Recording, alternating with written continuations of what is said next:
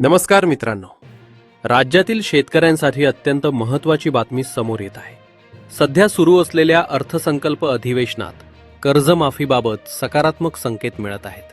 वारंवार विचारले गेलेले प्रश्न, विरोधकांकडून झालेली मागणी आणि या सर्व बाबी आता सरकारच्या चर्चेत आहेत.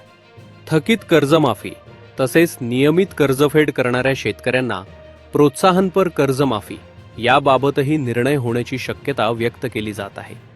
विशेष म्हणजे नियमित कर्जफेड करणाऱ्या शेतकऱ्यांना न्याय मिळावा अशी मागणीही जोर धरत आहे. अर्थसंकल्पीय अधिवेशनात यावर ठोस घोषणा होऊ शकते का, याकडे संपूर्ण राज्यातील शेतकऱ्यांचे लक्ष लागले आहे.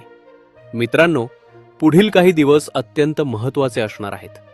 सरकार काय निर्णय घेते हे पाहणे महत्त्वाचे ठरेल.